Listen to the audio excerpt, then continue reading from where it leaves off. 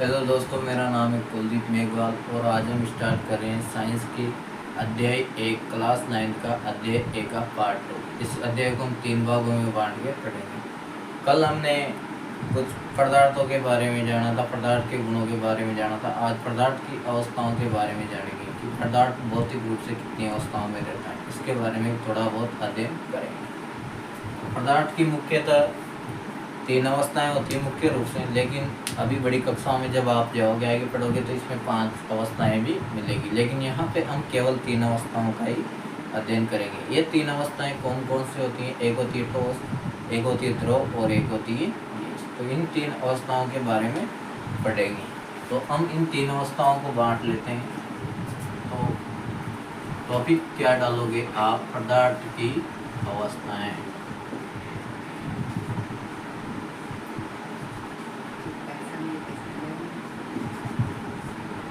पदार्थ की अवस्थाएं। पदार्थ की मुख्यतः कितनी अवस्थाएं होती है? 3। पदार्थ की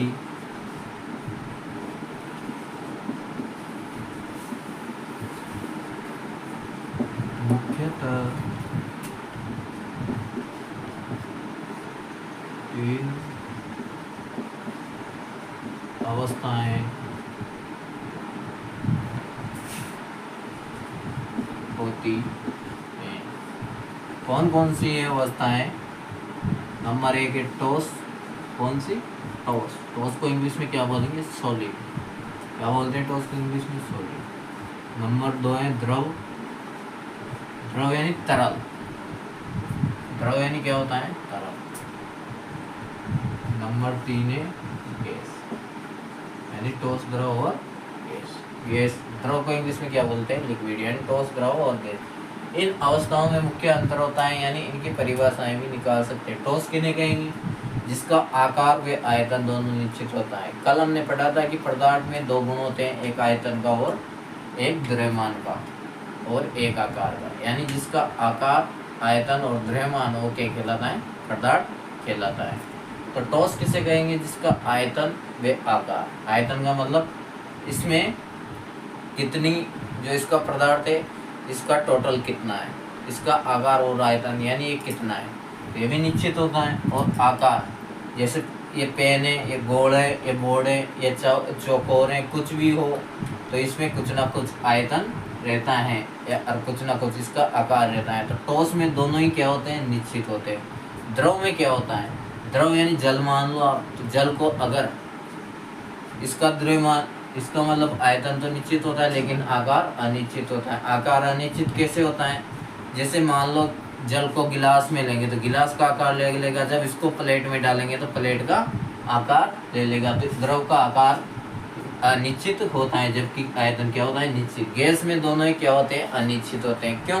क्योंकि जब गैस को सिलेंडर में भरा जाता है, किसी सिलेंडर में भरा जाता है तो इसको नाप के भरा जाता है, यानी इसका कुछ आयतन होता है तथा इस जब सिलेंडर में भरते हैं तो उसका आकार ले लेता है। जब इसको बाहर खुली हवा में छोड़ते हैं तो आयतन भी कम हो जाता है, यानी सिलेंडर में ज़्यादा थी, खुली हवा में छोड़ते ही कम हो गई और इसका आकार भी बदल गया। यानी इसमें दोनों ही अनिश्चित होते हैं। ध्यान देना मेरी बात पे, इसमें दोनों ही क्या होते हैं? अनिश्चित होते हैं। इसमें आयतन तो क्या होता है? निश्चित, लेकिन आकार क्या होता है? अनिश्चित। जबकि इसमें दोनों ही क्या होते हैं? निश्चित होते हैं। तो हम ठोस, द्रव, गैस अवस्था के बारे में अध्ययन करेंगे। तो एक तरफ लिख लेंगे ठोस, एक तरफ लिख लेंगे द्रव और एक तरफ लिख लेंगे गैस। इनमें कुछ मुख्य अंतर के बारे में अध्ययन करेंगे। जैसे नंबर 1 पे लिखेंगे आकार। क्या लिखेंगे? आकार, है ना। तो ठोस का आकार कैसा होता है? निश्चित। निश्चित होता है। जैसे ईंट मान लो, ईंट का आकार कैसा होता है? चौकोर होती है ईंट, तो कैसा हो गया? निश्चित। द्रव का आकार कैसा होता है? द्रव का आकार होता है अनिश्चित। कैसा होता है? अनिश्चित, क्योंकि जल द्रव है। जल एक द्रव पदार्थ का उदाहरण है। जल को जब गिलास में डालेंगे तो गिलास का रूप ले लेगा, कटोरी में डालेंगे तो कटोरी का रूप ले लेगा, प्लेट में डालेंगे तो प्लेट का रूप ले लेगा, यानी आकार क्या हो गया? अनिश्चित। गैस में क्या होता है? इसमें भी अनिश्चित होता है आकार, क्योंकि जब सिलेंडर में भरोगे तो सिलेंडर का रूप ले लेगी, बाहर निकालोगे खुली हवा में छोड़ोगे तो खुली हो जाएगी। गैस को छोटे सिलेंडर पे भरोगे तो छोटे सिलेंडर का आकार ले लेगी, यानी इसमें आकार अनिश्चित होता है, द्रव में भी अनिश्चित होता है, लेकिन ठोस में कैसा होता है, निश्चित होता है। नंबर 2 पे लेंगे हम आयतन। क्या लेंगे, आयतन। ठोस का आयतन भी क्या होता है, निश्चित, यानी ठोस में दोनों ही चीजें क्या होती है, निश्चित। क्या होती है, दोनों चीजें निश्चित होती है। द्रव में आकार तो क्या हो गया, अनिश्चित, लेकिन द्रव में आयतन क्या होगा, निश्चित। गैस में दोनों ही क्या होते हैं, अनिश्चित। क्या होते हैं, अनिश्चित, क्योंकि आकार व आयतन बदलते रहते हैं गैस में। तीसरी बात, इसके पदार्थ के कणों में भी कुछ गुण होते हैं। जैसे ठोस के कण अत्यधिक आकर्षण बल के कारण पास पास होते हैं, द्रव के थोड़े दूर होते हैं, और जो गैस है उसके ज्यादा ही दूर दूर होते हैं, यानी कणों में भी अंतर पाया जाता है। तो कणों आकर्षण बल, तो इस एक गुण क्या लिखेंगे हम, आकर्षण बल। तो ठोस में आकर्षण बल क्या होता है, ज्यादा, यहाँ लिख देंगे अधिक। नंबर द्रव में क्या होता है, ठोस से कम, ऐसे लिख देंगे, ठोस से कम आकर्षण बल होता है, ठोस से कम। और गैस में क्या होता है, बहुत ही कम, यानी नगण्य, न के बराबर आकर्षण बल होता है उसके गैस के कणों के मध्य। दूसरी बात, आकर्षण बल अधिक है तो इसमें कण पास पास रहेंगे, द्रव में क्या रहेंगे, थोड़े दूर रहेंगे, गैस में बहुत ही ज्यादा दूर दूर रहेंगे। तो कणों की स्थिति, नंबर 14 गुण क्या लिखेंगे, कणों की स्थिति। तो इसमें कण कहाँ कैसे रहेंगे, पास पास, यानी लिख दो अत्यधिक पास।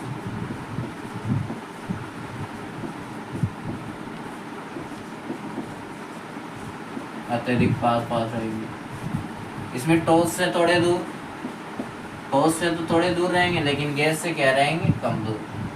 ठोस से दूर, यानी ठोस से थोड़े दूर दूर। ठोस में तो ज्यादा पास पास रहेंगे, लेकिन द्रव में क्या रहेंगे, थोड़े दूर। गैस में बहुत दूर दूर रहते हैं।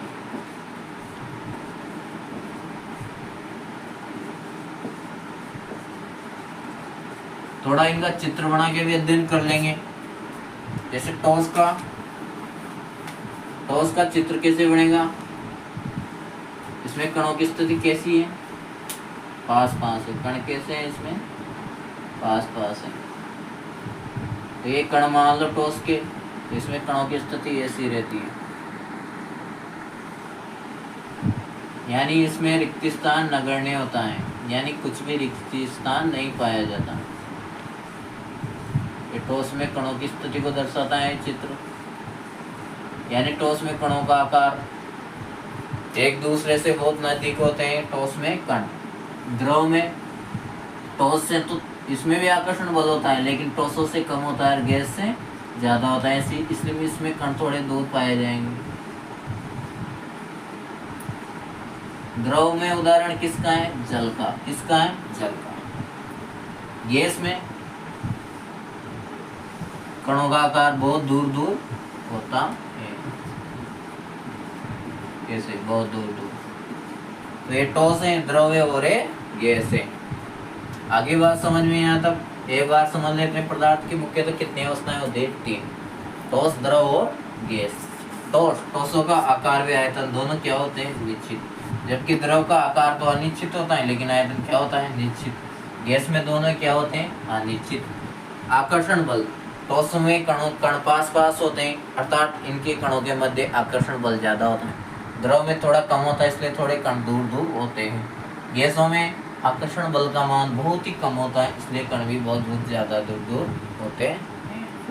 ठीक है, इसके बाद हम पढ़ेंगे कि जल की पदार्थ 3 अवस्थाओं में रहता है, तो उसका एक उदाहरण लेंगे हम, जल। क्या लेंगे, जल। जैसे जल है तो उसकी 3 अवस्थाएं कौन कौन सी हो सकती है। देखो दोस्तों, इधर कि जल है, जल तीनों अवस्थाओं का उदाहरण है, यानी इसकी जो अवस्थाएं वो तीनों प्रकार में पाई जाती हैं, जल की अवस्थाएं।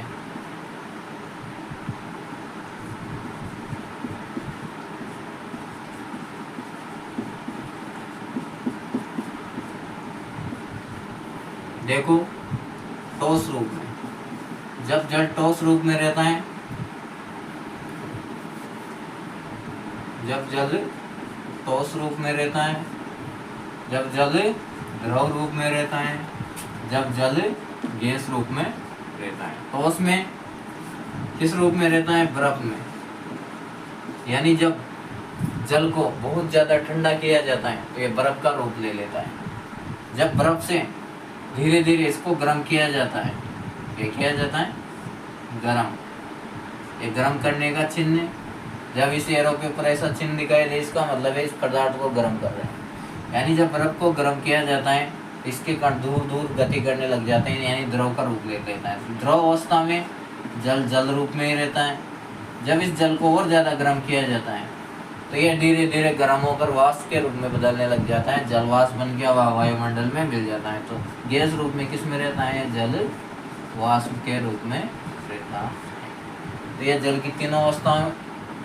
और जब जलवाष्प को ठंडा किया जाता है, इससे उल्टा भी जाएगा, जब जलवाष्प को क्या किया जाएगा? ठंडा, तो ये जल में बदल जाएगा। जल को फिर ठंडा किया जाता है तो किस में बदल जाता है? बर्फ। आगे बात समझ, जब बर्फ को गर्म करेंगे तो जल में, जल को और ज़्यादा गर्म करेंगे तो जलवाष्प में, और जलवाष्प को ठंडा करेंगे तो जल में, और जल को और ठंडा करेंगे तो बर्फ में बदल जाता है। आपने देखा होगा कि घरों में जो भोजन बनाने यानी ईंधन के रूप में जिस गैस का उपयोग किया जाता है उसको सिलेंडरों में कैसे भरा जाता है? क्योंकि ये द्रवित प्राकृतिक गैस होती है। कैसी गिरे गैस होती है? द्रवित प्राकृतिक गैस। इसको ठंडा करके यानी दाब के रूप में दबाकर यानी संपीड़ित करके इसको किस में भरा जाता है? गैसों में भरा जाता है। तो इसके दो उदाहरण हैं। सबसे पहले दाब की परिभाषा लिख लो आप। दाब किसे कहेंगे? इस पार्ट में दे रखा है दाब। दाब को इंग्लिश में क्या बोलते हैं? प्रेशर। क्या बोलते हैं? प्रेशर। तो ये लिखो दाब। दाब किसे कहेंगे? यानी किसी भी गैस को जब किसी बर्तन में भरा जाता है तो वह क्या करती है? बर्तन की दीवारों के ऊपर एक बल लगाती है। क्या लगाती है? एक बल लगाती है। तो ये बल किसी इकाई क्षेत्रफल पर लगाया जाता है। जैसे बर्तन मान लो, ये बर्तन है, इसमें मैंने कोई गैस डाली। अब ये गैस इस बाहर निकलने की कोशिश करेगी, यानी बर्तन की कोई दीवार है, ये कोई एरिया फिक्स है, यानी ये क्या है? क्षेत्रफल। क्या है? क्षेत्रफल। तो इस पे बल लगा रही है, धक्का मार रही है, यानी क्या लगा रही है? इस पे बल लगा रही है। तो इस बल को क्या कहेंगे हम? दाब। क्या कहेंगे? दाब। यानी किसी क्षेत्रफल पर या किसी इकाई क्षेत्रफल पर लगने वाले बल को क्या बोलते हैं? दाब बोलते हैं। यानी 9th क्लास की बुक में दे रखा है कि इकाई क्षेत्रफल पर यानी किसी बर्तन की दीवार पर इकाई क्षेत्रफल पर लगने वाले बल को दाब कहते हैं। उसी के अनुसार हम परिभाषा लिखेंगे। दाब की परिभाषा क्या होगी? किसी बर्तन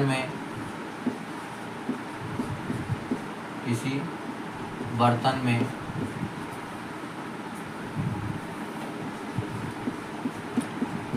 लगने वाले किसी बर्तन में इकाई, किसी बर्तन में इकाई क्षेत्रफल पर, किसी बर्तन में इकाई क्षेत्रफल पर लगने वाले बल को, किसको? बल को दाब कहते हैं। दाब किसे कहेंगे? इकाई क्षेत्रफल पर लगने वाले बल को दाब कहते हैं। आप यहाँ से याद रखो, इकाई क्षेत्रफल पर लगने वाले बल को क्या बोलेंगे? दाब कहते हैं। यानी दाब, क्षेत्रफल और बल एक दूसरे से संबंधित होते हैं। तो बल का सूत्र लिखेंगे। क्या लिखेंगे हम? सूत्र पूछ लेते हैं कभी कभार 9th क्लास में कि बल का सूत्र क्या होता है, यानी दाब का सूत्र क्या होता है। तो दाब बराबर, इस परिभाषा से सूत्र निकाल लेंगे। इकाई क्षेत्रफल पर क्या लग रहा है? बल। तो बल किस पे लग रहा है? इकाई क्षेत्रफल पर। तो नीचे क्या लिखेंगे हम? क्षेत्रफल।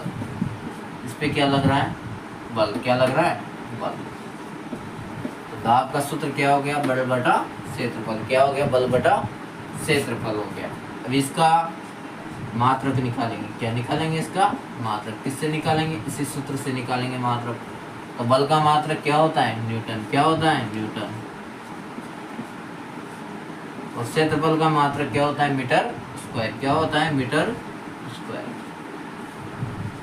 तो इससे क्या बना? Newton metre square. न्यूटन को एन से लिखते हैं, मीटर स्क्वायर। ये इसका क्या हो गया? मात्रक। किसका मात्रक हो गया? दाब का। और इसका एसआई मात्रक क्या होता है? एसआई मात्रक न्यूटन प्रति मीटर स्क्वायर, या इसी को क्या बोलेंगे हम? पास्कल। क्या बोलते हैं इसको? आगे बात समझ में? ये मेन चीज है। दाब किसे कहेंगे? कैसे क्षेत्रफल बल लगने वाले बल को दाब कहते हैं। बल किसे? दाब का सूत्र क्या है? बल बटा क्षेत्रफल। बल का मात्रक, बल की जगह मैंने न्यूटन रख दिया। क्षेत्रफल का मात्रक मीटर स्क्वायर होता है, यानी न्यूटन प्रति मीटर स्क्वायर। इसका ऐसा है मात्रक है न्यूटन प्रति मीटर स्क्वायर या पास्कल। ठीक है। अब हम थोड़ी बात लिक्विड पेट्रोलियम गैस और संपीड़ित प्राकृतिक गैस के बारे में कर लेते हैं।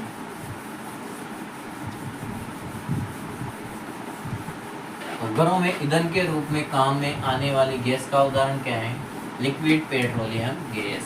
तो दो बातें और लिख लो, इम्पोर्टेंट है। घरों में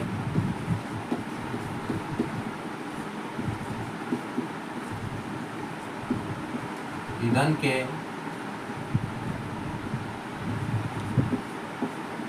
रूप में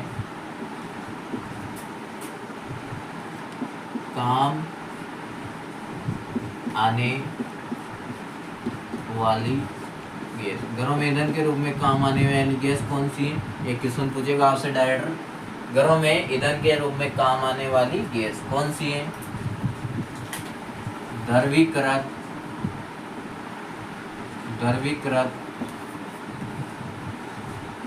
प्राकृतिक गैस। द्रवीकृत प्राकृतिक गैस। इसको अंग्रेजी में क्या लिखेंगे? लिक्विड पेट्रोलियम गैस, यानी इसको शॉर्ट में बोलते हैं एलपीजी, लिक्विड पेट्रोलियम गैस। आपको तो याद रखना है द्रवित प्राकृतिक गैस यानी लिक्विड पेट्रोलियम गैस। नंबर दूसरा है,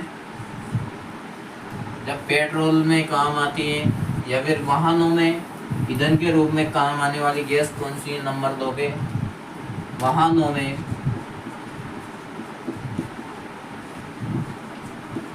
ईंधन के रूप में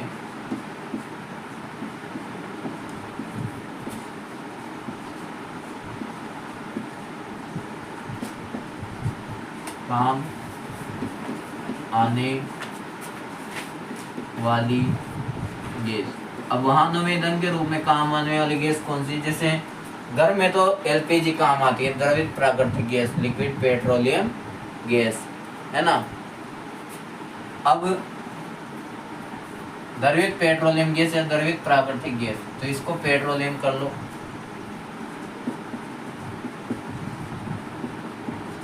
द्रवित पेट्रोलियम गैस।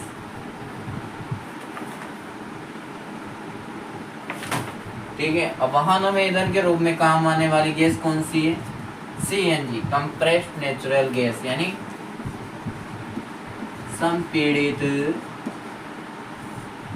प्राकृतिक गैस। संपीड़ित प्राकृतिक गैस। वाहनों में ईंधन के रूप में कौन सी आएगी? संपीड़ित प्राकृतिक गैस। जबकि घरों में ईंधन के रूप में कौन सी आएगी? द्रवित प्राकृतिक गैस। इसकी शॉर्ट फॉर्म क्या है? कंप्रेस्ड नेचुरल गैस, यानी सीएनजी। ऐसे पूछ लेते हैं कभी कभार। ठीक है दोस्तों, इसके बाद हम पढ़ेंगे कल। आज के लिए इतना ही काफी। धन्यवाद।